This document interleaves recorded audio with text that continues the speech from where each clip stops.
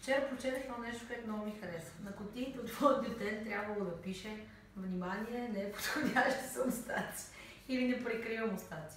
Сега, ще демонстрирам как си махам мустаци. С лентичка кола маска. Която първо е много важно да нагреете между двете си ръце. Защото и богатите имат мустаци. Така. След това, след като сте нагряли хубаво, разбира се, че се нагрява, когато е така много лесно се отваря. Така, оставяте лентичката и взимате едната, след което я залепите върху областта с мустаците. Оттам не се вижда.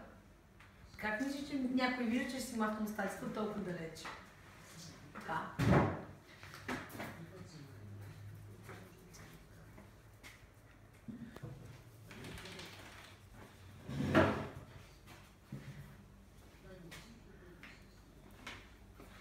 Така.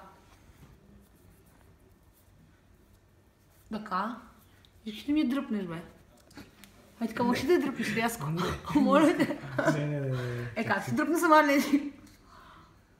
Това е най-гадният момент, който трябва само да си дръпнеш лентичката. Но. Не мога. Идеално. Браво, браво. Същото нещо се прави с другата част от лентичката, върху другата част от мустаците. Ето така.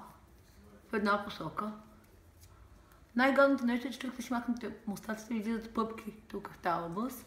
И човек започва да се чуди кое е по-хубаво, да ходи с мустаци или ходи с пъпки.